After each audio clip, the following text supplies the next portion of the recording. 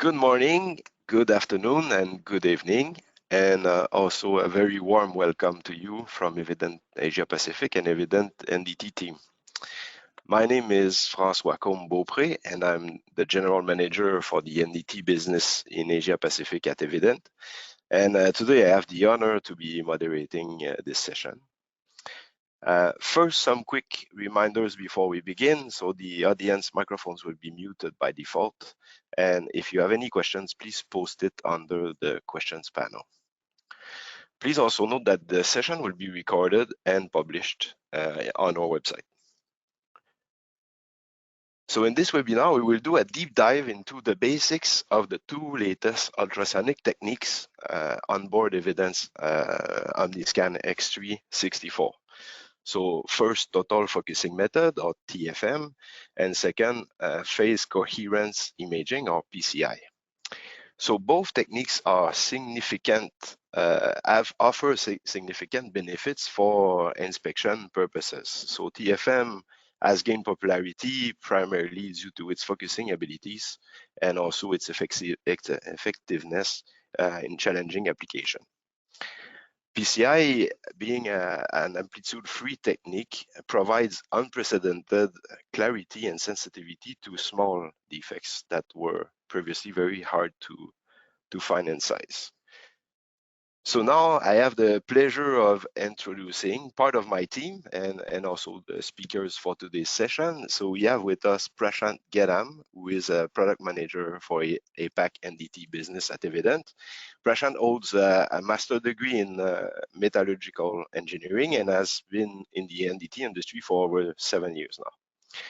I also like to welcome Dennis Chai as our second speaker. Dennis has over 19 years of NDT experience and is also a senior product manager in APAC NDT business for Evident. Just to give a brief overview of their background and what they do at Evident, they both work closely with industry experts in the development of inspection solutions and also implementation of the latest techniques. It could be niche or novel inspection solutions for various materials, including austenitic, using different techniques like phase array, TOF, TFM, FMC, and PCI. They also cover other applications like corrosion inspection in components that are more complex. So with that, and without any further delay, over to you, Prashant. Thank you, FC. So before we begin, we quickly want to run through 2 poll questions. So it's just to get a quick idea about the level of experience and the audience we have today here. So it's a very quick one. I will let you input your details for a few seconds, and then we move over to the next one. So I see responses coming in. So a couple more seconds. Yes. Okay, thank you. So I have one more quick one. Yeah. So we can see we have like a very mixed crowd today. So I think the content we have today for you, I think it will be very beneficial, and we appreciate your responses. Okay, and we can close this. Thank you very much, everyone. So let's dig in. And so the NDT and ultrasonic testing community now has benefit from newer and also more powerful ultrasonic imaging techniques, such as the TFM and phase coherence imaging, together with the regular phase array and TOF. So these techniques offer a significant advancements for UT-based inspections, and it's crucial to have a fundamental understanding of them in order to apply them in practical settings. So before looking into the specifics, so let's first review the conventional technique, the phase array, which is the most commonly used in the industry. So conventional phase array, so as you can see here, so involves generating ultrasound beam by firing multiple elements in a fixed or specific time delays. So by adjusting these time delays, we are able to modify or control the beam propagation. So here you can see the different types of propagations we are able to achieve. So whether we are able to steer or focus the beam. So by combining all these time delays, we can see on the right here the various types of beams, the very most common ones like the sectorial and the linear scans. So one of the most challenging aspect of the phased array beams is the focusing. So it's first of all, it's only possible to focus the beams while operating within the near field. And if the depth exceeds the physical limitations of the probe, beams cannot be focused.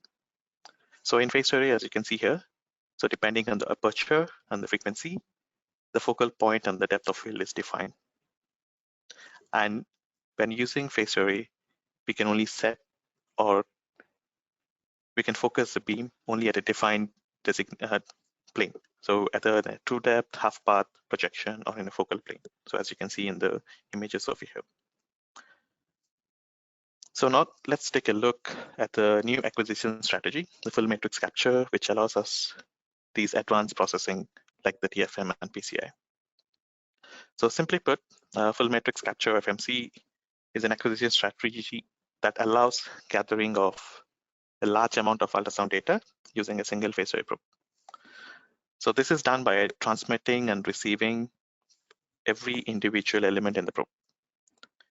So we capture all combinations of signals, modes of propagations between the transmitter and receiver elements. So the acquisition starts with firing the first element. So the beam travels in the natural angle, whether it's in contact, so it's in the 0 degree, whether it's in, if you're using a wedge, it travels in the natural angle of the wedge. So this beam interacts with the back walls or reflectors inside the material, and the receiver sequences all these reflections coming from every other facet. So it's collected by individual elements. So we call these as elementary A scans, and these elementary A scans are captured for every single transmitter and receiver pair. So once the first element is fired, this process repeats for all the elements of the probe. So when we collect all these elementary A scans from all the elements of the probe, so this results in a construction of a matrix of elementary A scans. So that thus the name comes full matrix capture. So the full matrix is about the A scans from all transmitter for all receivers. So the number of A scans we capture is directly related to the total number of elements. So if you have a 16 element probe, you're collecting about 16 times 16 elementary A scans. So that's why we say we are capturing a lot of information. And the next step is to see how we are going to process this. So before we look into it, we need to understand all possible transmitter receiver combinations. So what do we actually mean by that? Okay, so here we have like a ray tracing illustration. So the beam is showing the propagation from individual element traveling along the natural angle. However, in actual FMC, each transmitter is pulse one after the other, but we simply chose to put here a simple illustration so that everything is shown simultaneously. So as you can see here, some beams interact directly, some take an extra skip, or some with multiple skip prior to or after the interaction with the reflector. So these interactions have different, we call them as different mode of propagation. And with respect to individual receivers, they are in a different wave set. So here we classify them into very basic direct or indirect interactions. So direct interactions are the pulse echo. So here you can see like the TT, that T stands for transfers of shear wave, L transfer longitudinal wave. So those direct interactions are classified as pulse echo, and the indirect interactions are classified as self-tandem. So for image reconstruction, here are the common wave sets which are available on board. So as shown in the earlier slides, I categorize again pulse echo and self-tandem. The self-tandem modes could also include mode converted beams, which sometimes offer very valuable information about the reflector you're getting the signal from. So while traditional pulse echo modes are excellent to detect the reflectors offering near specular reflections, the self-tandem modes, they're very useful to detect oddly oriented. So using a combination of these two modes helps to provide a better detection. So as you can see on the examples over here, so we have our first leg and second leg inspection. Those are the pulse echo modes, and we also have the self-tandem mode, which shows a better imaging of vertically oriented cracks. So how do we visualize all these wave sets? For any inspection, it is essential to select appropriate parameters so that we are able to ensure appropriate coverage, and also we are going to detect everything possible that can occur in that inspection. So in conventional UT or even phase array, so we have a specific set of parameters. So the proposition, firing elements or the angles, and we have the ray tracing tools to visualize the coverage. But in FMC, the beam coverage and sensitivity of different wave set is uncertain. We don't know how it looks like. So for that reason, so we have on board something called acoustic influence map, or simply AIM. So it is a semi-analytical model to visualize acoustic pressure. So as you can see, it looks like a heat map. So the AIM calculates expected ultrasound responses, so for a chosen mode and a chosen type of reflector.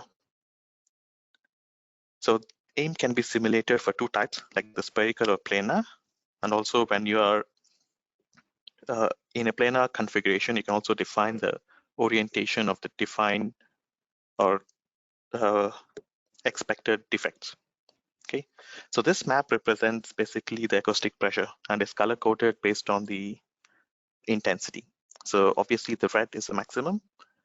The areas in orange are between 0 to 3 dB or 3 to 6 dB, yellows in 6 to 9 dB and further on. So it gives a pretty clear idea about which areas has maximum sensitivity to the chosen waveset and defect orientation. So this will also define you or help you to position your probe in order to get a better coverage.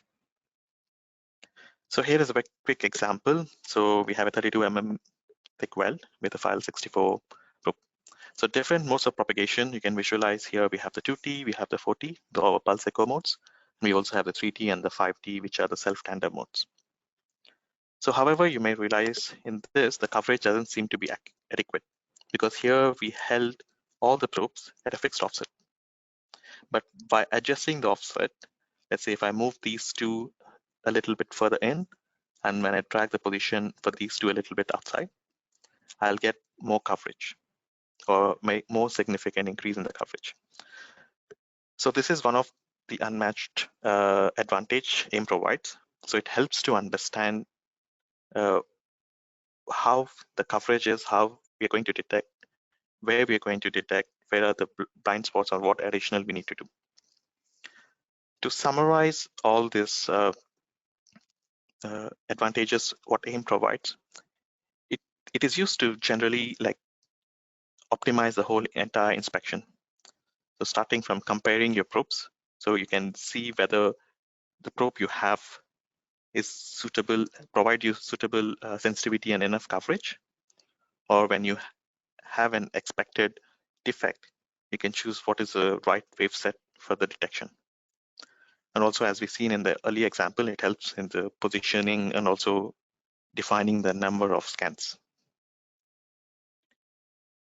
So let's see how the image reconstruction process goes on. So in our previous illustration, in the ray tracing, we have seen the beams propagating continuously through the material. So to extract the useful information and reconstruct the images in a specific region, we define our region of interest called the zone. Okay, so this zone, as you can see, is depicted in the yellow box. So zone will be further divided into smaller bits or pixels. So subsequently, the algorithm processes a scan information for each pixel individually to generate the final image. So we also need to be aware of the size of the pixel. So coarser the grid or bigger the pixel size, we may start to lose information on our final images. So finer grid provides more defined and high resolution images, but it will also take very high processing time, leading to lower scan speeds and also larger file sizes. So in order to achieve an optimum pixel size, it is set by monitoring the amplitude fidelity, which in simple terms defines the accuracy with which the ultrasonic amplitudes are preserved while we reconstruct the image. So by ASME code, this value is defined to be not greater than 2 dB. However, you don't need to perform all the trials and errors while you do your setup using an Omniscan, because the software takes care of it. So once all the input all the details, your probes, your material, your component configuration, and the modes of propagation of the wavesets, it will automatically calculate the worst possible amplitude fidelity, and in all 3 axes, not just in 1 axis or 2 axis. It calculates for 3. So the index direction, the depth direction, and also the propagation direction. So it calculates in all 3 and gives you the worst possible AF value. So images are reconstructed by processing the waveform data collected from the FMC. So basically on the chosen waveset, algorithm extracts all the A scans from FMC by calculating the time of flight for each pixel. Okay, so this happens for every pixel. The waveforms are extracted for individual pixels. So for both imaging techniques, total focusing method or the PCI, the selection and extraction of the A scans is similar. So where they differ is how these waveform data or the A scans are processed. So let's start with the total focusing method. So total focusing method is something we call a technique based on delay and sum. So what happens after the A scans or the waveforms are extracted for each pixel? So algorithm will calculate the optimum delay loss so that the beam which is going to be at that specific pixel is in focus. So then it sums all the elementary A scans, providing the final resolution image. So this occurs for every point in the pixel. Okay, so it keeps on extracting the data based on the time of flights, and it adjusts the delays and summates it to get a final, very highly focused image. So one thing to note, so although the final image is focused everywhere, that doesn't mean that it provides uniform sensitivity everywhere. The beam propagation and sensitivity are still limited by the physics of ultrasound. So the amplitude of reflection is dependent on the size of the reflector, the orientation, and also what reference you have chosen during calibration. Okay, whether it is set to 1.6 mm hole or whether 2.5 or 3.2. So that is why it is important, again, to reiterate, we need to assess the coverage and also the sensitivity through the aim. Okay. So another important thing to note is the importance of waveset chosen to detect or characterize a certain type of defect. So here, looking at a root crack, right? So if you go by traditional, the TT mode or the pulse echo modes, so similar to the face array, we see the top tip and also the corner tap trip. But with self-tandem modes, so since they're able to detect or interact with the face of the defect, so this gives more accurate sizing and also the orientation of the defect. So which in turn also helps with characterization. Again, here we have an example of a lack of fusion. So I have a 4T mode, which is equivalent to full skip inspection face array. It gives a better or excellent imaging. But when we are using a 3T mode, since the position or the orientation is off for any of the elements to capture this particular waveset, we are not able to see or it completely misses the imaging. So looking at the benefits of a total focusing method, so it gives us a very simplified imaging because each of the image are reconstructed based on the specific waveset. So if we have a chosen pulse echo mode, which is similar to phase array, TFM imaging eliminates all other reflections and the mode conversions, okay, sometimes which causes to interfere or which needs additional kind of analysis or careful analysis by the operator. Improved near surface resolution. Since we are pulsing individual elements, it creates a smaller wavefront. So it provides you a better near surface resolution. And as seen in the previous example, using multiple modes, they provide more information about the orientation of the deflects, which also will lead to a better characterization. And enhance signal to noise ratio. So even though there might be some drop in SNR due to the single element pulsing, but since we are having a more focused image and also the envelope processing, it helps to overcome that drop in SNR to provide very clear and crisp imaging. And again, accurate sizing, so focused images, so we don't have the tips of the defects are much more defined or crisp because we have a very reduced beam spread because of the focusing. So moving on to our next imaging technique, that's the phase coherence imaging or PCI. So it's a brand new imaging technique available on board X364, so which specifically processes the phase information from the A scans. So it's completely amplitude free because it eliminates all the amplitude information, takes into consideration only the phase, and it is unaffected by orientation or the attenuation. So similar to TOFT, it gives us very crisp and provides an unprecedented imaging of the smaller indications. So a very quick example on the right here we have, so one of the major challenge every time we do an ultrasonic inspection is the detection of porosities. So since they are very small, even if you add additional dB, you can see them, the amplitude response from them is very low. However, in phase coherence imaging, the tips of these indications are very coherent, so they provide excellent imaging in PCI. So let's see how it works. So to understand, again, to better, let's go back to the basics of the ultrasonic signal. So every ultrasonic signal or the A scan, so it consists of two parts, so amplitude and also the phase.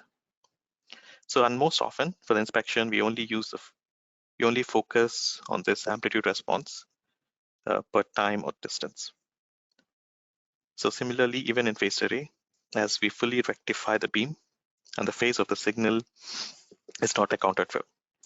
So we just color code them based on the amplitude, we stack them together to provide or to visualize in a different dimensional views.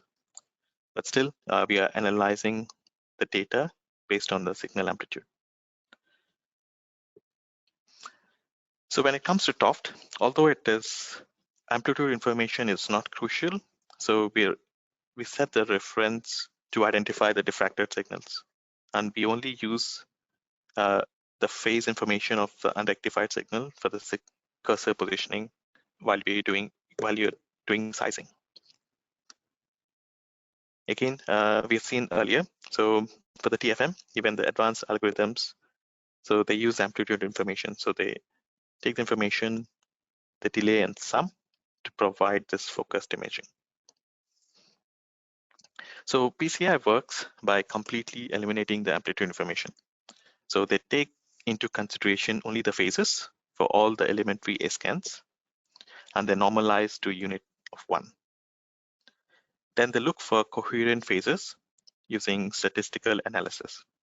So to simply put, they're looking for regions with uniform distribution of phase. So as you can see here, all these regions where you have a very defined distribution, they are coherent, and the ones which are very randomly distributed, they are non-coherent areas. So by comparing the coherence level, so the algorithm will suppress the areas with non-coherence. It will only retain the areas which are very coherent. So typically the background noises and the large reflections or the large specular reflections from backgrounds and the geometry, they fall into non-coherent regions, while the reflections or the indications coming from the reflectors which we are looking for, they're typically coherent. So by being independent of amplitude response and using the phase information, so for any typical small indications which scatter the signal, this information is very strong.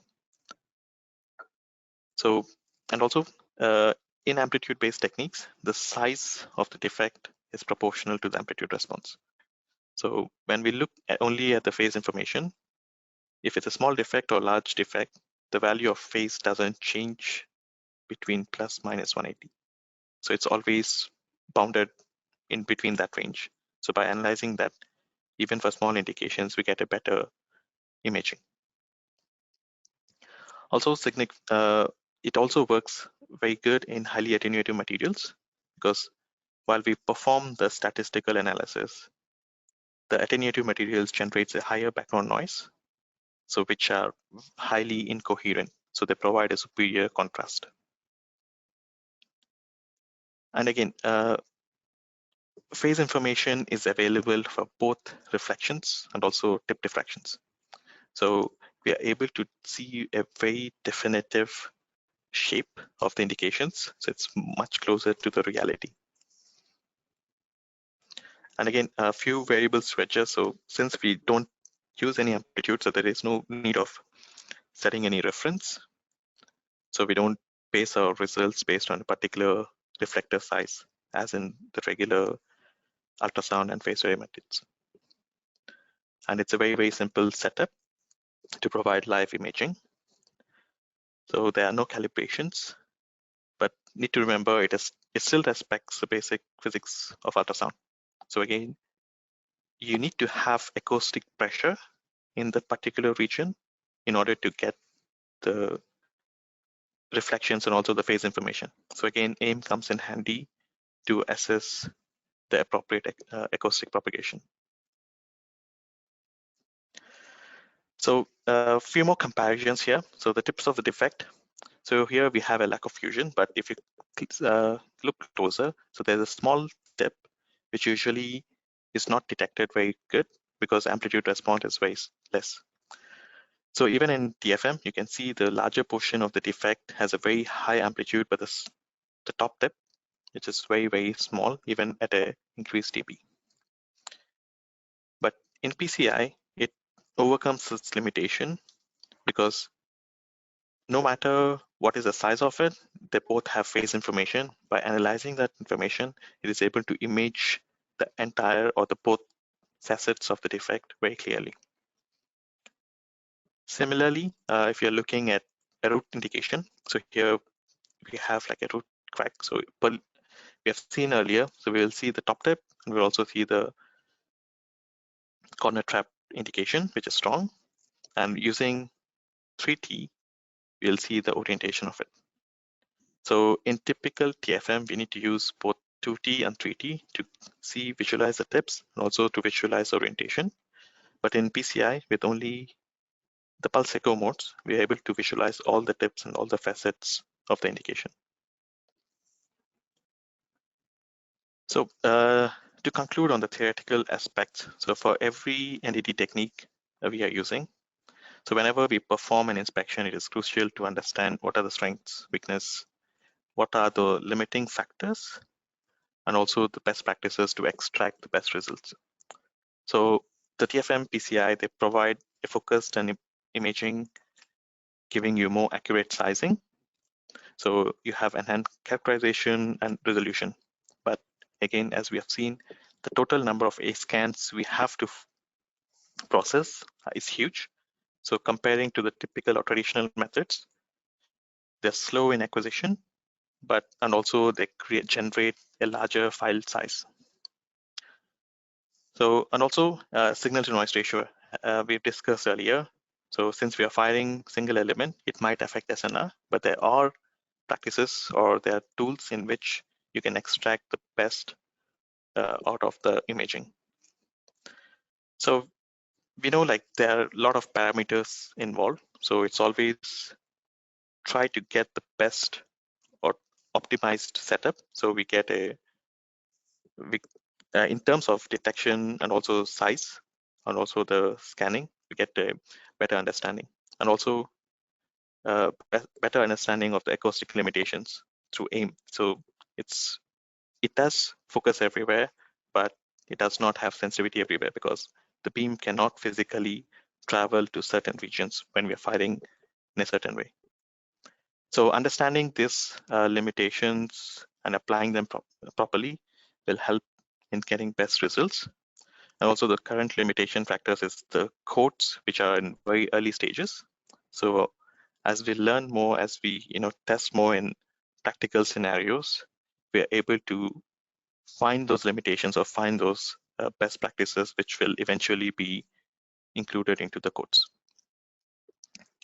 So with this, I end the theoretical aspects and I pass to my colleague Dennis to take you through some of the application examples.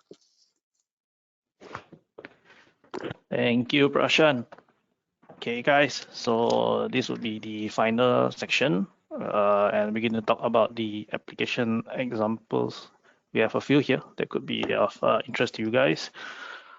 First up would be HTHA, or high temperature hydrogen attack.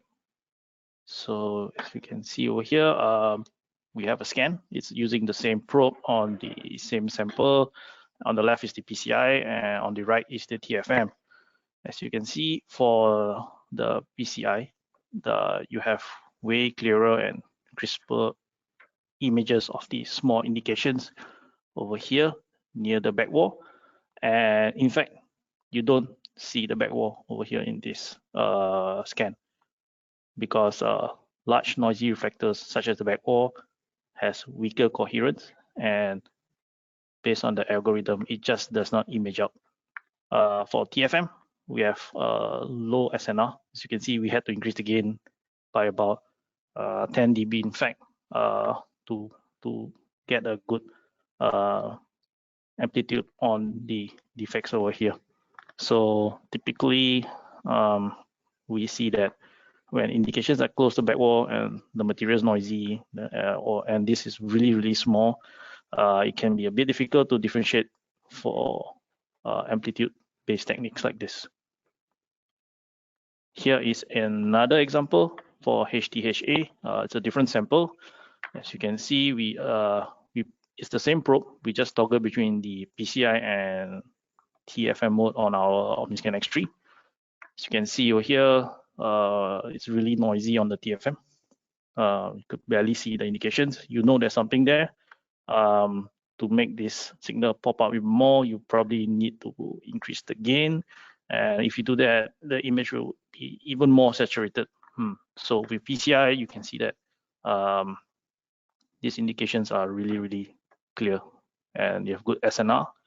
So we get the diffracted signals from the small reflectors and tips, as they have a better phase coherence level.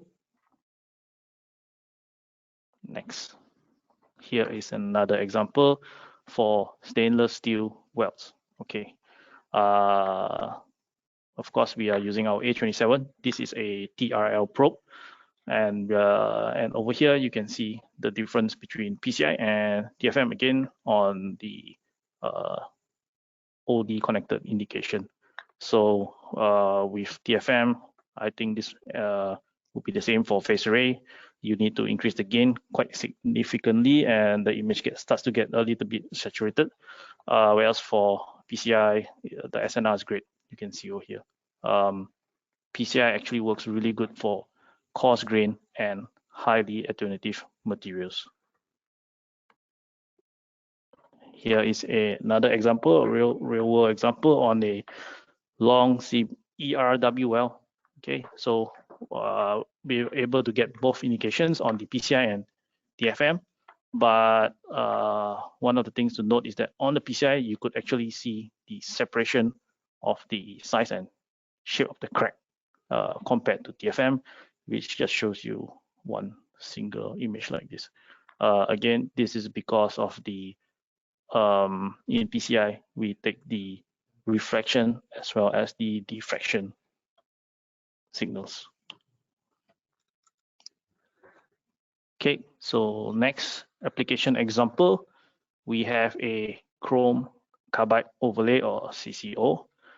We have a couple of samples here provided by customers. So this is a real world from a real plant. And as you can see, these samples were damaged and show cracking from inside the CCO surface. Chrome carbide overlays are typically applied on material that we want it to be have maybe corrosion resistant and have a harder surface like this. Okay, so first of all, we tested with the hydrophone scanner and we made a phase array linear scan. So this is the probe specs over here. It's a linear probe, 7.5 megahertz, with 64 elements, 1 mm pitch with the 13 mm water wedge. We set it up with 0 degrees at a 16 element aperture and with the focus depth of 15 mm. So here, this image shows, first of all, you see the water to surface interface over here. This red signal is showing the back wall and it's really strong. You get to see the interface over here, but the indications are not so clear, I would say. Next, on the same sample, we change the probe to the dual linear array or our DLA Rex 1. So this probe is typically used to for corrosion inspection. It's a dual linear 10 megahertz 64 element probe in a pitch and catch configuration. We configure it at a 0 degrees angle at a 16 element, same like the hydrofoam. And again, we focus at the back wall. So over here, you can see the back wall is super strong. You have a good signal, it's red.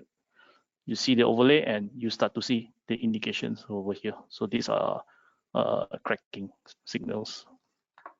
Okay, but one thing, if you toggle back to the hydrofoam, you can see that the hydrofoam has a way larger footprint and we cover more. We also tried to change over to using the sector scan with the same DLA probe, and we set it to be -30 to 30 degrees angle, like so, with a 32 element aperture with a focus depth at the back wall again. The advantage of using the sectorial is that you can use 32 elements and this would give you even better focusing. Okay, so you start to see the indications, they start to look rounded. Next, with the same probe, we just change over to TFM. So in TFM mode, we set it to be LL. So this is as longitudinal pulse echo.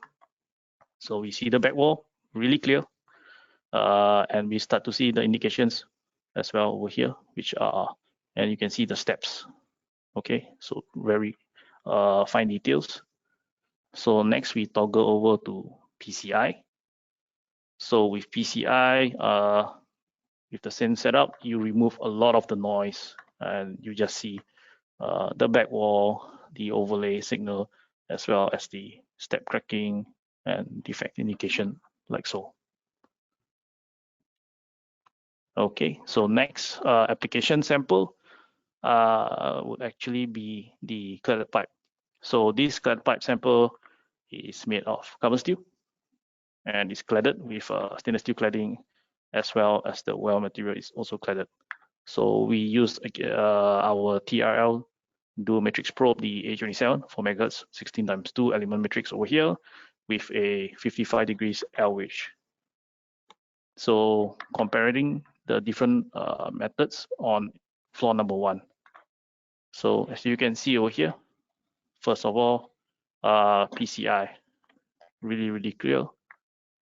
Comparing over here, the classic phase array, the indication, you can sort of still see it, but it's not really clear. You would need to increase the gain to saturation to get this guy clear enough to do some sorts of measurement. For TFM, yeah, you see it, but it's a little bit saturated as well. So PCI gives us a really clear result in this case. Then we go to floor number 2. So floor number 2, you can see that it's a fusion indication. So let's compare again for the 3 methods.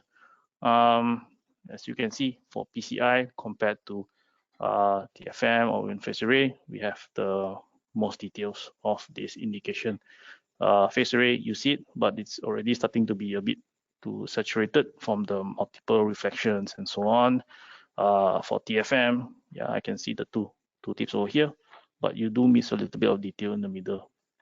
So again, this is because the well material, stainless steel, is always a bit noisy and you don't get a good reflection.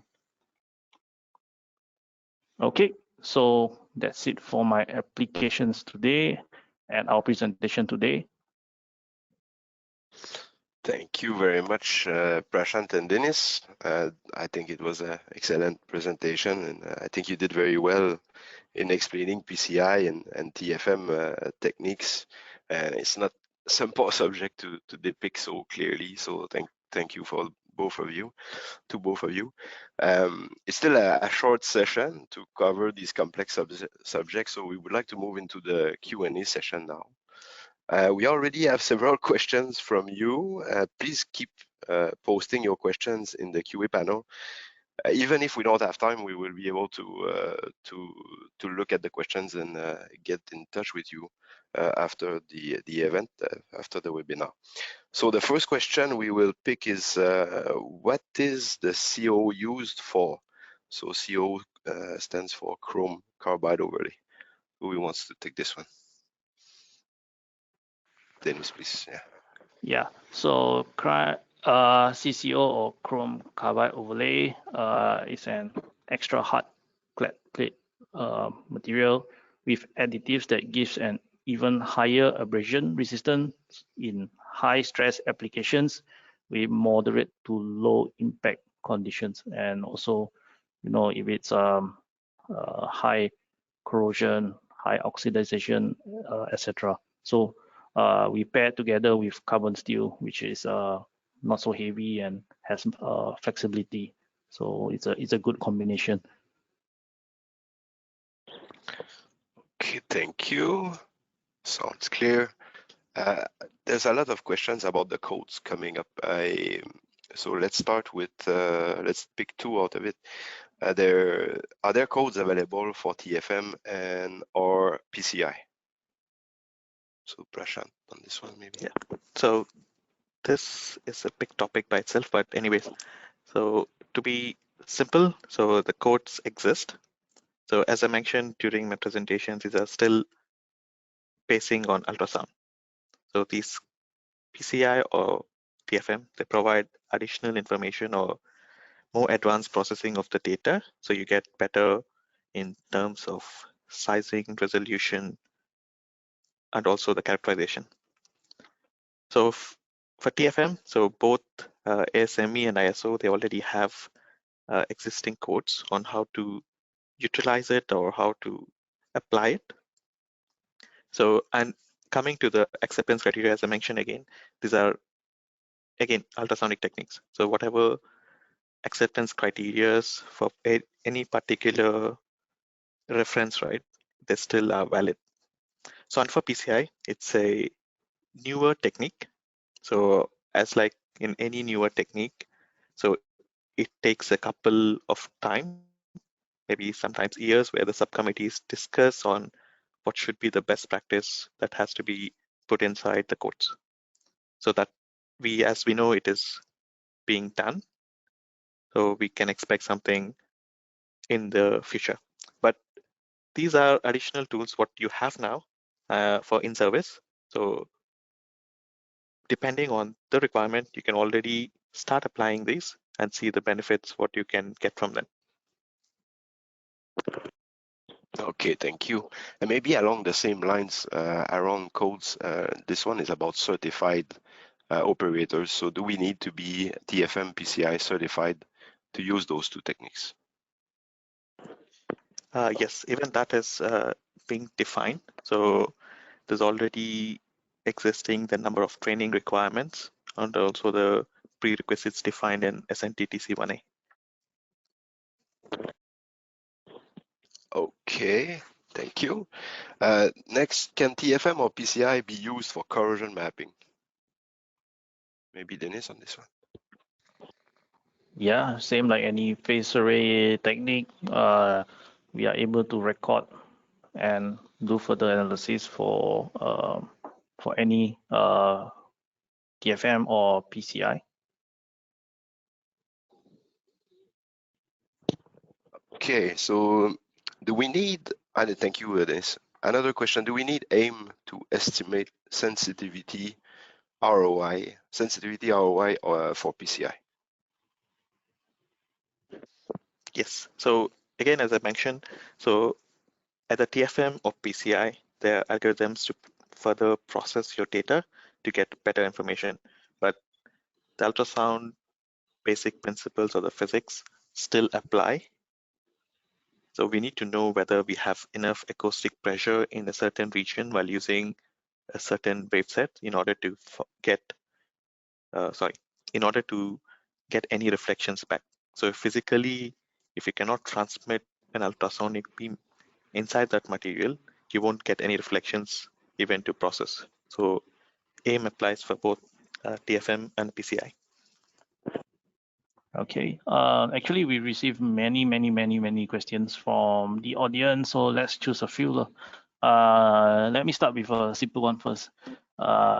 This question is, would this presentation be available for us? The answer is yes. At the end, we will send you a link for the recording of the presentation. Okay. Next question from Mr. Mustafa, who asks quite a number. Let me choose one. What is the difference between TFM and FMC? Yes, so FMC is basically the acquisition strategy. So how we are firing our elements and receiving the signals back. And TFM is how we process those signals to create a completely focused imaging. Okay, thank you, Prashant. Okay, let me choose another question. I see Chris Charlesworth asked a few. Maybe let me choose this one. Can we collect PCI and TFM data simultaneously? So on X3 currently, it's a simple toggle between the amplitude-based TFM and also the phase-based PCI. But we do have in our roadmap to have this simultaneously. So that is something to look out for in the future. Thank you. One more is, what is meant by dynamic focusing? In terms of, does it entail that focusing can be achieved through a specific range or only a single specific location? Okay, so when we are looking at phased array, so we have a certain set of elements which we fire, so that will create a specific near zone. So within that near zone, we are able to focus. But in phased array, we are able to only set one focal plane.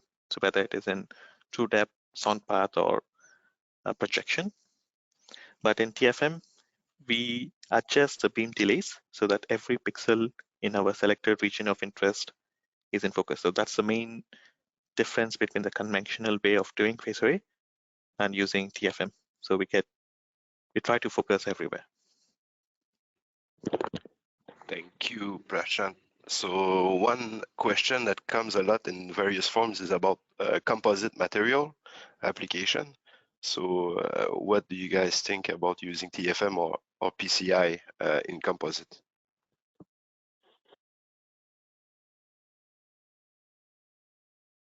So from what we have seen, these materials are very attenuative to start with. So when we are firing single elements, sometimes we don't have enough,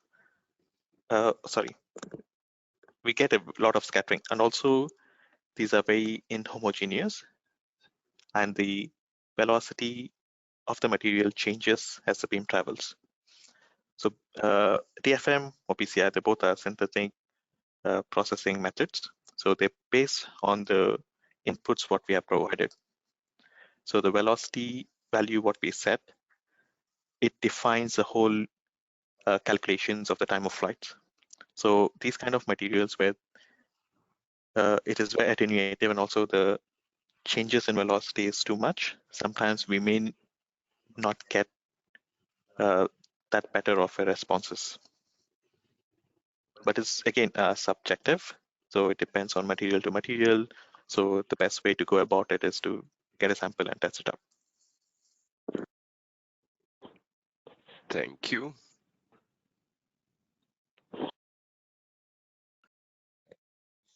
Okay, so let me choose another questions. Maybe what probes are required for making setup of TFM? Okay, so this one I can answer. It's basically we are using the same probes as phase array.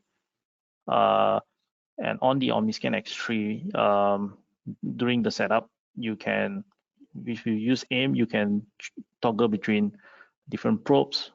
All our transducers and wedges are inside the Omniscan X3 library, so you can change between them. You can define the different material thickness, well shape, and so on, and you can see where your beams are interacting and how they are interacting with the material using the AIM. Okay, so another question, let me choose.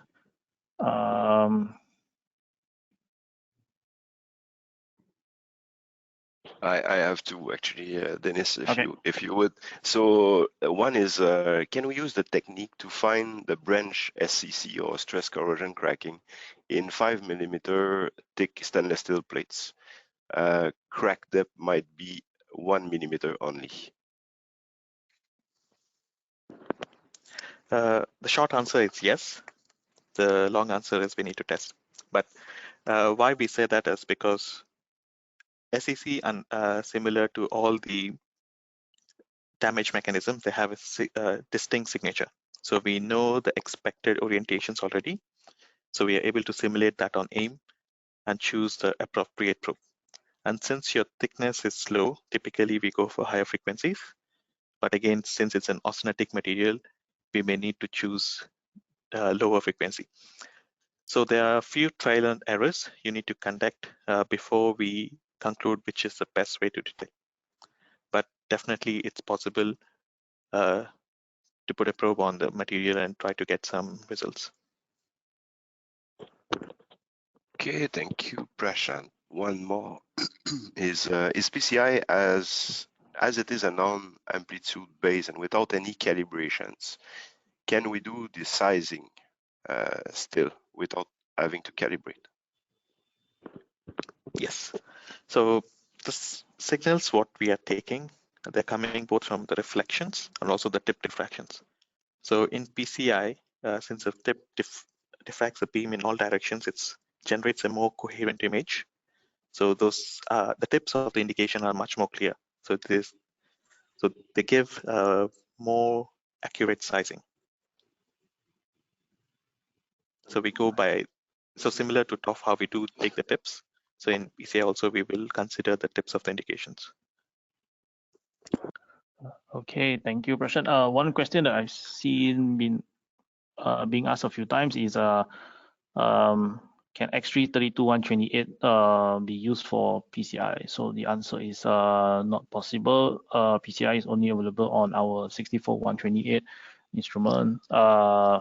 So the 64128 has more capabilities, and we recommend to use more elements for PCI actually. Okay. One more question. Can TFM and PCI detect volumetric indications in stainless steel 316 or 304? With DMA, we could not detect this. So for stainless steel materials, I would say, okay, I'm sure you're talking about the stainless steel wells, right? And you say with DMA you do not detect. Well, many cases it depends. So if we could get a sample to test, or any way to test, we can give you a better answer. But you can TFM and PCI detect volumetric indications? Yes. But for your specific case, for stainless steel, there are many factors, and probably we need to test. Yeah, important to do the testing. There's so many differences between samples. Thank you, Dennis, for that. Another question. I see a difference between your two photos in hydrogen attack inspection. The second photo has a better representation of backwall. Unlike the first. Is there any particular reason for that to happen? Okay, simple answer is both these samples are taken on different materials which have different stages of HDH in it. So how the clusters are and how close are the clusters and how big are the clusters that define the reflections we are getting it back. So in the second image, where we see only like a cloud, so basically it is very fine or early stages of HDHs. That's why we have to pop up a lot of gain in order to see them. So that's the only difference. Very clear, thank you.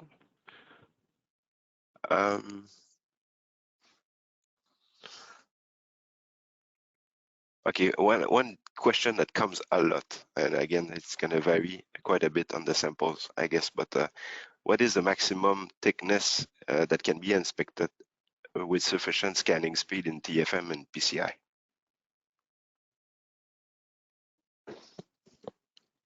Okay, so as we have seen in the very beginning of the presentation, where we can use this is defined by the near field.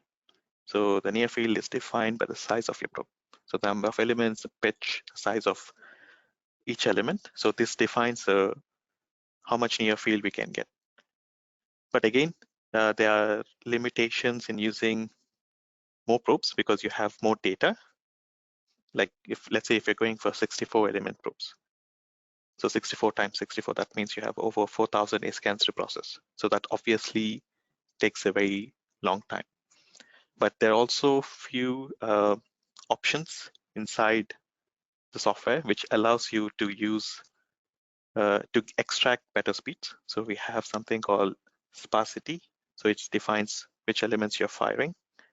And we also have aperture control. So if you want to choose to specifically use only a certain number of elements. So again, so the thickness is limited by the probe. And in order to optimize, we have to go through all these options to extract the best speeds. Very good, thank you very much. There's so many questions, it's even difficult to keep track of the list appearing in front of us. So we're running out of time. Unfortunately, we did not have time to answer all your questions. Our technical team will be reaching out to address and clarify your questions, so don't worry about that part. We will now be closing the session. I want to thank you all for participating in this webinar. There's a lot more people than we expected, actually, so thank you for that.